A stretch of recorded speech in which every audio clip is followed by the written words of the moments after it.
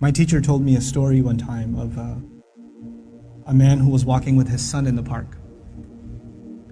And they're walking together, and his son looked at a crow in a tree. And he said, "Baba, what's that?" It's like a 2-year-old kid. Baba said, "It's a crow." And he said, "Baba, what's that?" And he said, "It's a crow." "Oh, okay." "Baba, what's that?" "It's a crow." "Oh, a crow. What's that?" "It's a crow." It went on for 10 minutes. He asked him 30 times, he counted. Dad kept a score, and he put it in his little journal. "My son, today we were walking in the park, asked me about a crow 30 times. It was the cutest thing in the world." 30 years go by. The son is not 2, the son is 32. Father calls him, "Son, can I come over?" "Dad, it's not a good time right now." "Son, just bear with me. I just need like 10 to 15 minutes. That's all I need. Just go for a drive. I need to talk to you about something." Whatever. You know what? Okay, fine. So he comes over, gets in the car, they go over, drive over to a park. "What's this about, Dad? Can you tell me quickly? I got things to do." "Just take a walk with me, son. It's okay." You take a walk. You see a crow in a tree. The dad says, "Son, what's that?" "Seriously, Father? It's a crow." "Oh, son, what's that?" "Is this a game? I have things to do, okay? It's a crow. You can't see, I just got you new glasses last month. Why is this happening to me? Dad, why are you so difficult? I don't understand what the problem is. Just tell me what you really want. I'm busy, okay?" The dad pulls out his journal. He says, "Son, this is something that happened 30 years ago. We were walking down this park. You saw a crow.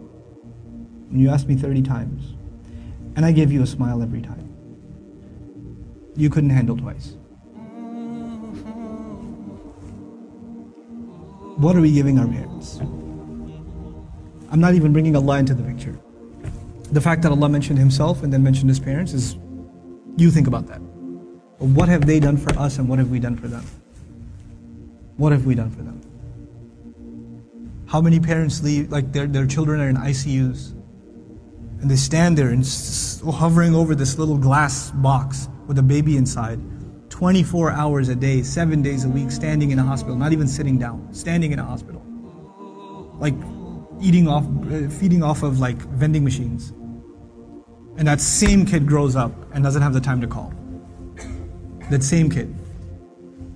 You know? How many mothers almost died giving birth?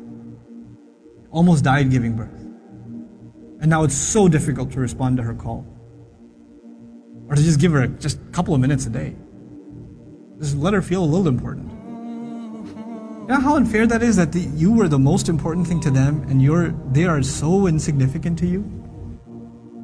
How unfair that is? You know? They carry that pain with them every day, that I am nothing to my children. I mean nothing to them, I'm worthless to them. You know, they have no time for me. When something is worth something to you, it gets your time. Most of you at this age, you want to just get away from your parents. You just want to be with your friends. You want to be on your own. You just don't want to be with your parents. You know? That's, you develop this crooked habit now and it will only get worse over time. Our parents have very, very, very strong emotions. They're very protective of us. For them, you won't know this until you become a parent. For them, it doesn't matter when you turn 60, you're still their baby. They still remember changing your diaper. They still remember feeding you milk. They still remember burping you and cleaning up after you peed in the back seat. They still remember that. You don't remember that, they remember that. My son won't remember that. I was like, I gotta go. Then all of a sudden he stops complaining. I'm like, oh, time to roll down the windows.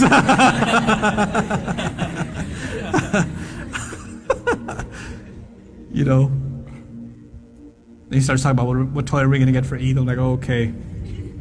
This has not been a good day for the car. But when he's graduating college, and when one day he's getting married, and one day he has his own, he's not going to remember that. But guess who'll never forget? I'll never forget. I'll never forget carrying him into a bathroom, cleaning him up, changing his clothes. Abba, put the Spider-Man pajamas on. He won't remember any of that. I will. And that same kid, when he's talking back to me one day, when he's telling me, Dad, I just don't understand you, okay? I don't have time right now. And he does, it's gonna hurt, man. It's gonna hurt. That's what you do to your parents. That's what I do to my parents. They were our life. They gave up their life for us. Our parents gave up careers for us. Our parents gave up vacations for us. Our parents gave up friends for us. You know that? I know that now. I didn't know that then. They had their entire life planned until you came along. And then you became their plan. You became everything. And you have the nerve. One thing doesn't go your way. You hear one thing you don't want to hear. You snap back at them. It says, we're not even talking about Islam right now. We're just talking about decency, man. Just decency. What have they done for you and what you give them back is so unfair. It is so unfair. My dad's so annoying. My mom's so this. They're always mad. They're never happy. They're this, they're that. What are you? What about you? I'm telling you, I can't say this enough times. If you don't earn your parents' du'as, nothing good will come of your life. Nothing good will come of your life if they're not happy with you. If you haven't done everything you can to make them happy. And never give them, you haven't, in all honesty, sometimes parents can be unfair. They're human beings, they can be unfair too.